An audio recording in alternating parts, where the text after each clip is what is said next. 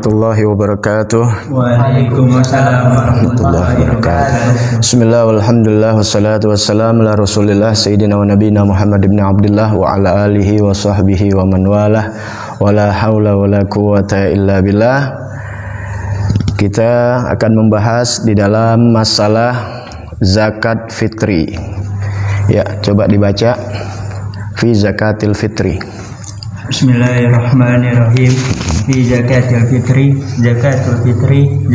fitri hiya arba'atu amdad bimu'din nabi sallallahu alaihi wa alihi wasallam min ghalibi kuti ahlil balad.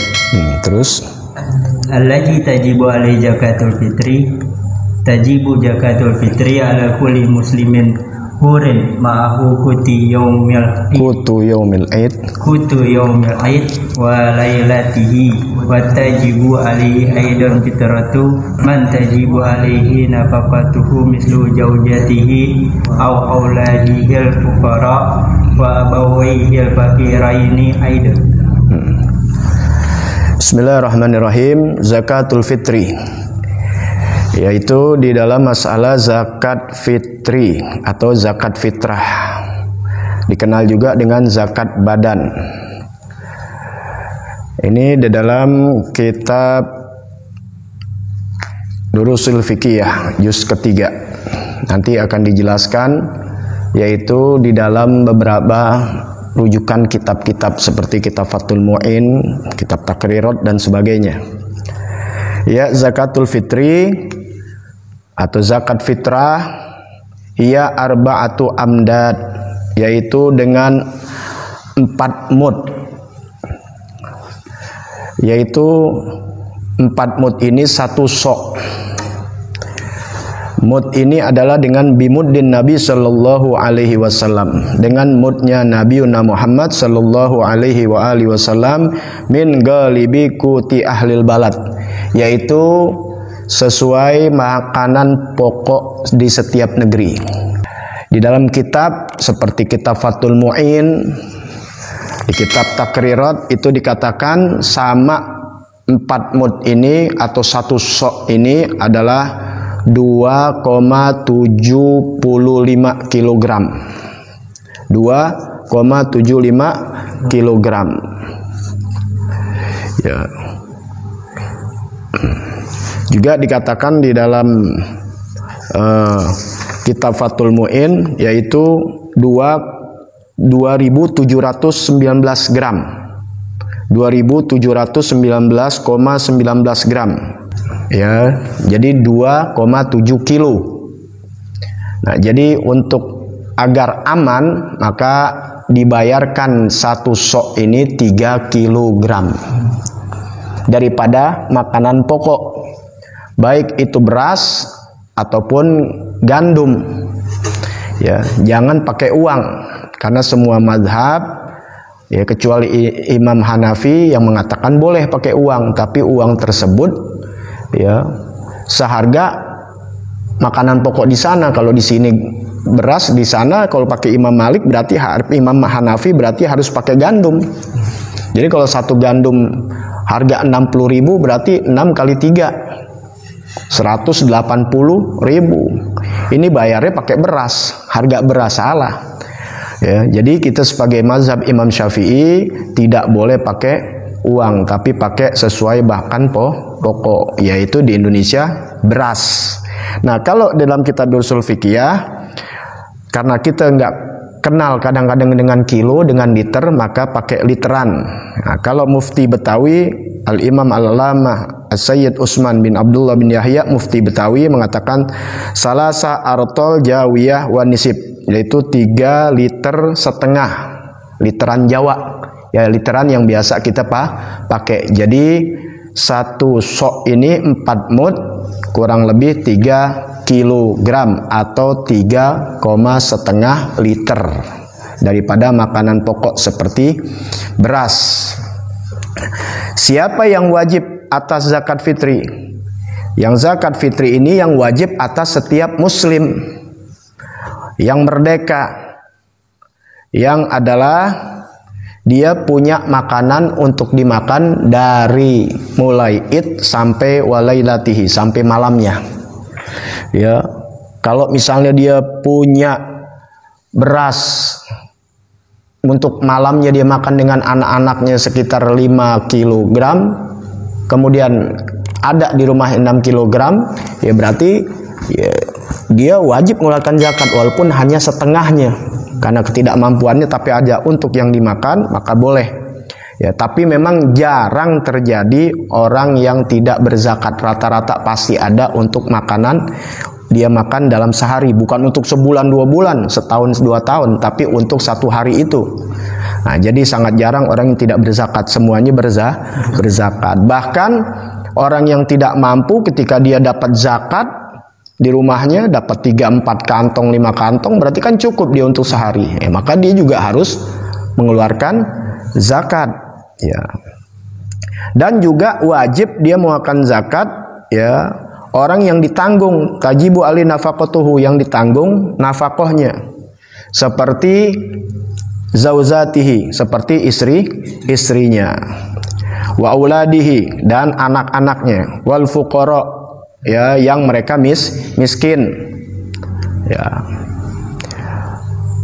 wa abawaihil fakiraini, juga dia bisa menanggung daripada orang tuanya, ayah ibunya yang memang miskin untuk dibayarkan zakat. Adapun soal anak yang belum balik, anak yang sudah balik maka dia membayar zakatnya.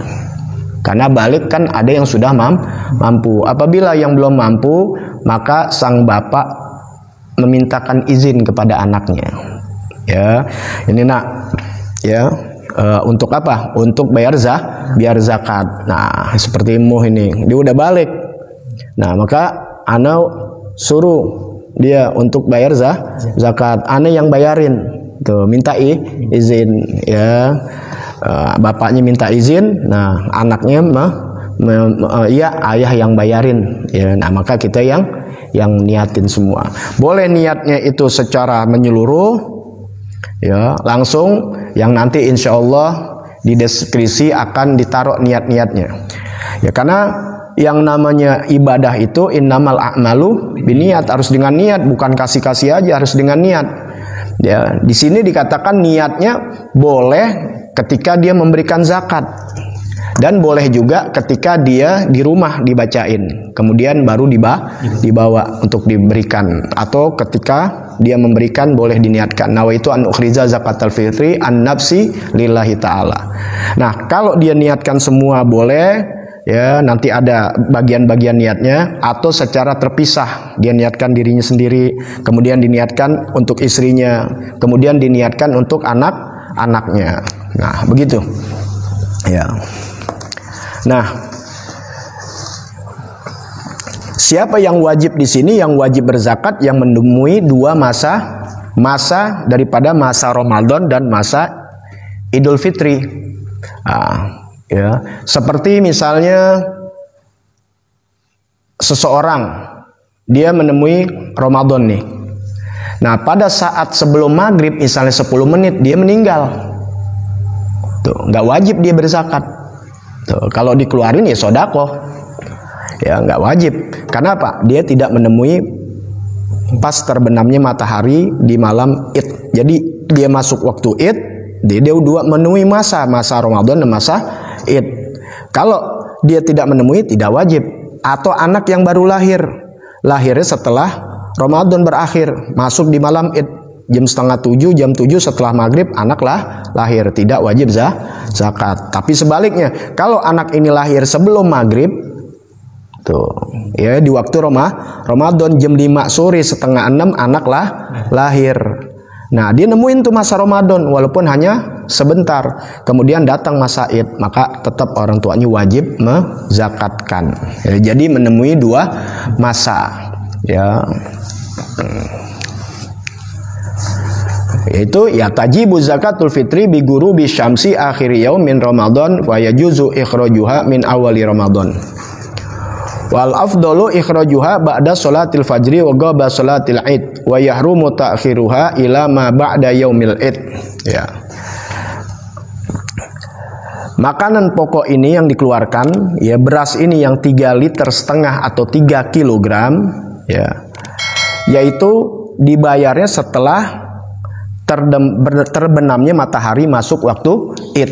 Nah, itu waktu yang dibolehkan, waktu yang boleh. Min awali Ramadan itu waktu yang boleh. Sedangkan waktu utama yaumul Id ba'da tulul fajri qabla sholatil Id. Yang waktu paling utama setelah kita sholat, bukan setelah sholat subuh. Setelah sholat subuh kita berikan. Setelah sholat subuh kita bawa tuh untuk memberikan kepada fuqara dan masakin. Sampai sebelum waktu sholat Id, itu paling utama. Adapun waktu makruh yaitu setelah sholat Id. Kalau sholat Id dia makruh sampai terbenam matahari di waktu Id. Kalau lewat haram hukumnya. Nah, tapi kalau waktu wajibnya yaitu ketika dia menemukan waktu wajib, waktu Ramadan dan waktu Syawal. Nah. Baik. Ya, jadi afdolnya setelah sholat subuh, makruh setelah sholat Id, haram setelah terbenamnya matahari. Kecuali kalau ada udzur seperti menunggu yang dizakatkan, yang mustahik, yang berhak. Misalnya dia mau berikan, orang yang diberikannya nggak ada, macet di tengah jalan untuk diberikan, akhirnya sampai melewati waktu sholat Id. Nah, itu uzur namanya. Boleh mengeluarkan zakat dari awal Ramadan, tapi ada syarat-syaratnya. Nah, orang dari awal Ramadan dia zakat. Nah, sebelum habis waktu Ramadan dia meninggal, nggak jatuh zakat jatuhnya. Makanya ketika di awal Ramadan yang diberikan kepada orang yang mustahik ini harus dilihat. Nah, seperti apa? Misalnya orang yang diberikan ini fakir miskin nih, orang fakir miskin diberikan dari awal Ramadan. Nah, yang diberikan ini pas di waktu malam Id dia kaya. Dia kaya. Maka nggak jatuh tuh, gugur. Paham tuh? Kalau dari awal Ramadan boleh-boleh aja, cuma resikonya di situ, harus tahu ilmunya. Jangan ketika dia memberikan dari awal Ramadan, di hari kedua lah, di hari ketiga dia memberikan Ramadan, dari sekarang aja diberikan si fuqara ini yang berhak ini. Nah, yang diberikan ini ternyata kan belum waktunya tuh, padahal kan waktunya setelah malam Id. Nah, di malam Id itu dia kaya, yang diberikan itu, maka gugur, dia wajib lagi mengeluarkan zakat. Nah, jadi batal tuh. Istri dan anak, anak yang belum balik, karena uzur juga seperti anaknya udah balik tapi nggak mampu bekerja, seperti misalnya mengalami cacat mental dan sebagainya, maka ayahnya yang niatkan. Tapi kalau yang udah balik dia sehat, dia bisa mampu untuk bekerja, maka anaknya sendiri yang berniat. Anak yang sudah balik bisa dengan dua cara, bisa diberikan beras, kemudian dipisahkan, kasih ke anak dan anaknya meniatkan. Atau ayahnya minta izin kepada anaknya untuk meniatkan zakat, terutama anak-anak yang sudah balik yang belum mampu bekerja. Ayah ibu yang miskin bisa ditanggung oleh anaknya yang mampu untuk menzakatkan. Nah, makanya hal-hal ini nanti masalah amil nih harus mengerti nih. Jangan sampai orang yang berzakat dibalikin lagi kepada orang yang berzakat. Nah, karena sembarangan, nggak dicatat, dicampur-campur. Baik, ini yang harus diperhatikan. Nah, kemudian anak nggak boleh bagian zakat tuh. Anak nggak boleh bagian zakat. Nanti apalagi bapaknya nggak niatin. Tapi anak bapaknya udah niatkan, anaknya bukan membagikan zakat, tapi untuk apa? Untuk irsal, untuk hanya ngirimin nih kepulan yang bapaknya sudah niatkan. Tapi kalau nggak niatkan kemudian anak-anaknya yang bagian zakat, itu nggak boleh, nggak boleh sembarangan. Baik, alladzina tusrafu ilaihimuz zakah. Nah, ini yang diberikan zakat di sini itu ada yang di dalam Al-Qur'an, yaitu di dalam surah At-Taubah yang dikatakan innamas shadaqat lil fuqara wal masakin wal amilin 'alaiha wal mu'allaf qulubuhum wa fir riqab wal gharimina wa fi sabilillah wa ibnis sabil wa idza lam yujad ya kulluhum tusrafu ilal mawjud minhum faqat. Dibagikan kepada orang-orang yang 8 golongan yang sesuai di dalam Al-Quran. Hanya saja sedekah diberikan kepada fuqara, kepada masakin, kepada amil ya yang mengatur zakat, kepada orang yang baru masuk Islam mu'allaf, kemudian riqab ya budak, kemudian gharimin orang yang berhutang, wa fi sabilillah orang yang di jalan Allah, wa ibni sabil dan orang anak jalan atau orang yang sedang dalam keadaan musafir. Nah, ini ada terperinci kejelasan-kejelasannya. Baik, yang diberikan kepada fuqara, kepada orang fakir. Orang fakir ya disebutkan ini di dalam kitab, baik kitab Fathul Mu'in atau kitab Takrirat ya, yaitu orang yang pendapatannya ya pengeluarannya 1 juta, pendapatannya 500.000. Tuh ya, kalau di kitab Fathul Mu'in malah dikatakan dia mendapatkan 10 dirham ya, dia pengeluarannya 10 dirham, yang didapati cuma 2 dirham. Kalau bahasa Indonesianya begini ya, kan bahasa Arab nih pakai dirham. Kalau bahasa Indonesianya nih, ini orang pengeluarannya sehari 1 juta. Misalnya dia punya anak, punya istri ya 1 juta lah misal, pendapatannya hanya 500.000. Tuh tekor gak? Ya tekor. Atau dapatnya pengeluarannya 3 juta, pengeluarannya 3 juta, yang masuk cuma 1,5 juta. Tuh setengahnya tuh. Nah, maka itu namanya fakir.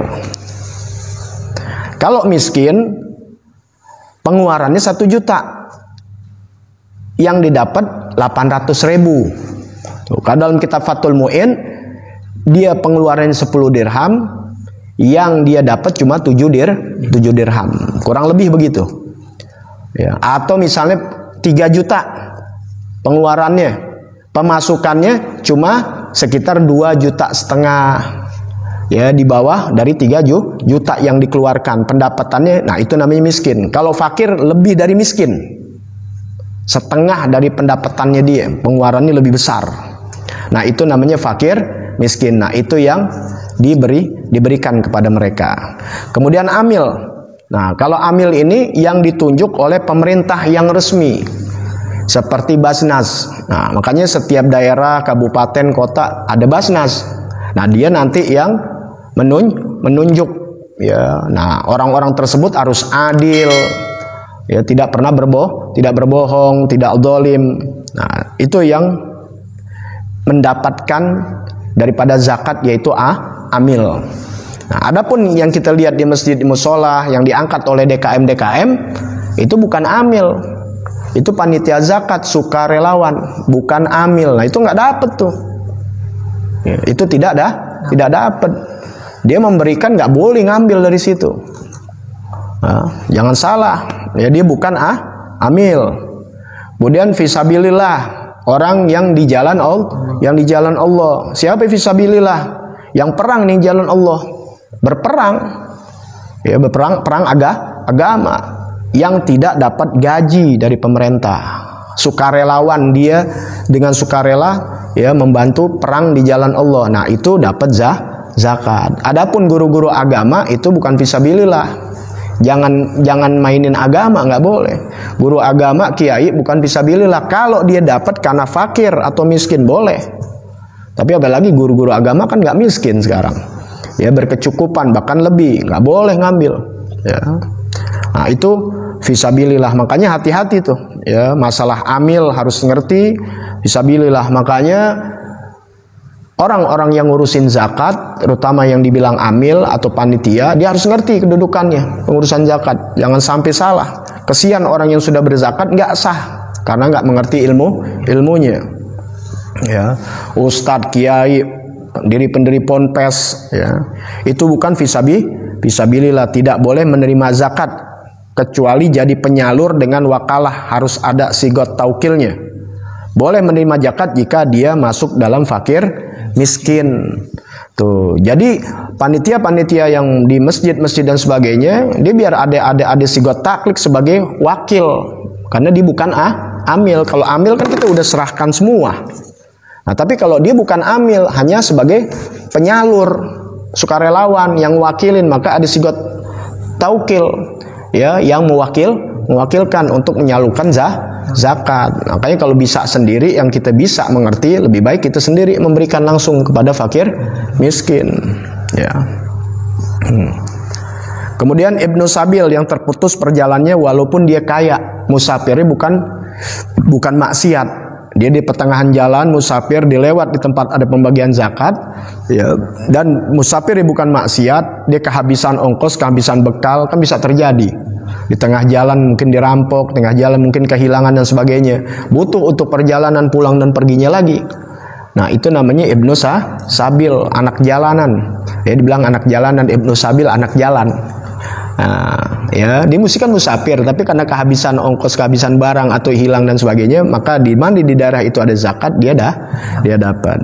Kemudian mu'allaf, ya, yang dilembutkan hatinya, ya. Yang baru masuk Islam. Budak mukatab, rikop ini adalah budak mukatab. Budak mukatab ini adalah budak yang ingin memerdekakan dirinya dengan ada perjanjian yang sah, ya, dengan tuannya, maka dia boleh mendapatkan zakat. Kemudian gharimin, orang yang berhutang. Baik berhutang, ingat, berhutangnya dia berhutang bukan karena berhutang maksiat, ya, bukan dalam rangka maksiat. Berhutangnya ya karena untuk mendamaikan kubu yang berantem, ya, kemudian didamaikan, dia harus ngutang-ngutang tuh. Nah, dia dapat. Atau berhutang untuk menjamu tamu. Ya, dia menjamu tamu untuk maslahat, dia ngutang-ngutang tuh. Nah, dia dapat tuh zakat. Ya. Atau maslahat yang semacamnya, ya, seperti, ya, orang yang membantu, ya, ngutang untuk perbaikan pembangunan masjid dan sebagainya. Nah, permasalahan di sini, ya, amil yang sah diangkat oleh pemerintah. Tuh. Adapun yang dibentuk oleh DKM masjid, ya, ataupun musola, itu bukan amil, itu panitia biasa aja, sukarelawan. Maka panitia tersebut harus atas nama wakil, ya, dia harus ada sigat taukil, ada perkataannya sebagai wakil, maka boleh membagikan kepada fakir miskin, harus ada sigat taukilnya. Ya, kalau nggak ada sigat taukilnya yang mewakilkan, nggak bisa dia memberikan zakat. Zakat yang terkumpul oleh panitia wajib disalurkan semuanya. Ini panitia, nggak boleh ada yang sisa disimpan sama dia kemudian dijual, ya, kemudian dijual, nggak boleh. Kecuali kalau dia kasih fakir miskin kemudian dia mau makan, yang fakir miskin yang dia dapat banyak mau dijual kemudian disumbangin masjid, nggak jadi masalah. Tapi ini udah belum dibagiin, udah sisa banyak, ya, terkumpul oleh panitianya, wajib dia harus berikan kepada fakir miskin. Ya. Dan ingat juga, kas masjid nggak boleh digunakan untuk membeli kresek, ya, tempat kantong plastik dan sebagainya untuk kebutuhan itu zakat.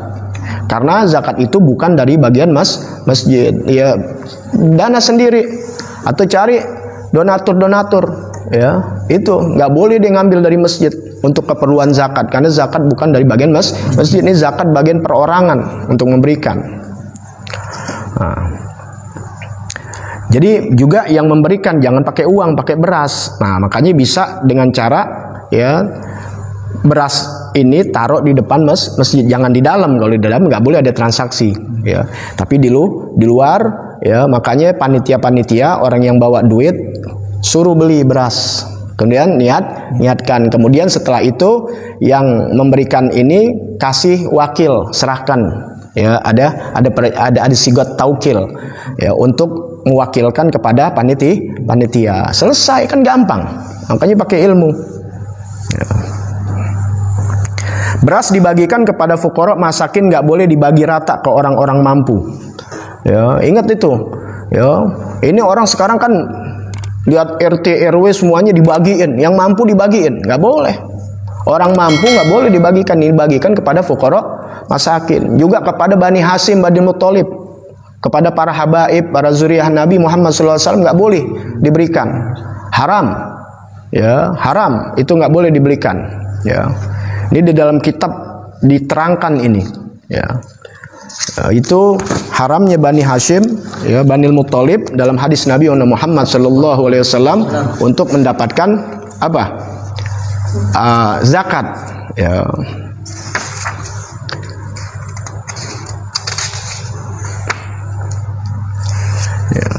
Ya, karena zakat ini kata Nabi Muhammad sallallahu alaihi wasallam, inna hadhihi shadaqat awsakhun nas. Sesungguhnya sedekah ini atau zakat ini adalah kotoran manusia. Wa innaha la tahillu li Muhammad wala li ali Muhammad. Maka tidak halal untuk Nabi Muhammad dan juga untuk keluarga keturunan Nabi Muhammad sallallahu alaihi wasallam. Jangan dikasih zakat, sedekah jangan, apalagi zakat. Kalau mau kasih hadiah. Ya, jangan kotoran dikasihkan kepada keluarga Nabi besar Muhammad sallallahu alaihi wasallam. Nah, ini yang harus diperhatikan, ya. Enggak boleh sembarangan.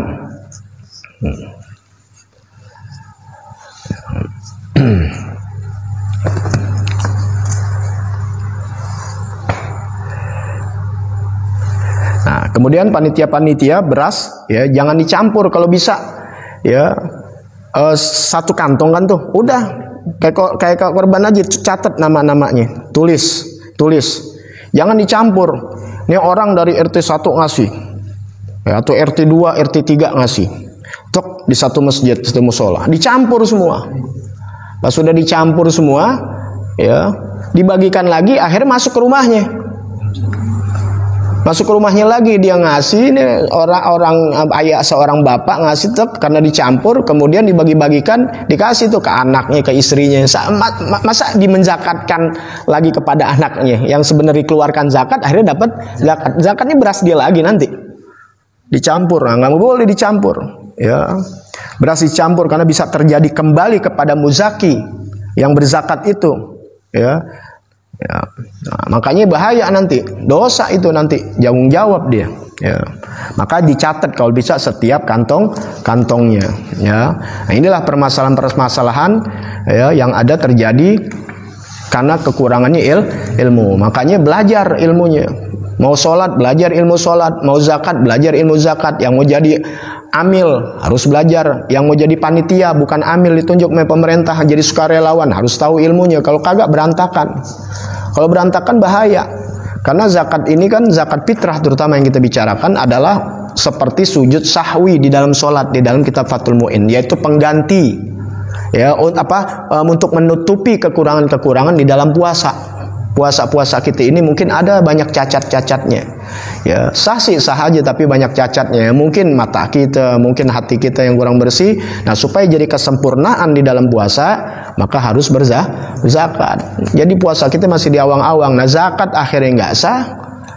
Kita masih tetap wajib berzakat. Nah, kemudian puasa kita jadi nggak bagus karena zakat kita yang tidak baik. Nah, makanya belajar ilmu-ilmunya. Adapun, ya, ada yang mau ditanya dan sebagainya, nanti bisa ditanyakan di deskripsi, ya, di komentar. Boleh ditanyakan di komentar apa yang tidak dimengerti, ya, bisa ditanyakan nanti. Ya, itu aja. Ya, sebenarnya nggak begitu banyak di dalam masalah zakat fitrah. Adapun zakat yang lainnya ada zakat mal, yaitu seperti perkebunan, peternakan dan sebagainya. Nah, itu ada pembahasan yang lain lagi. Wallahu a'lam bissawab. Rabbi zidni ilma warzuqni fahma. Wallahu a'lam bissawab. Assalamualaikum warahmatullahi wabarakatuh.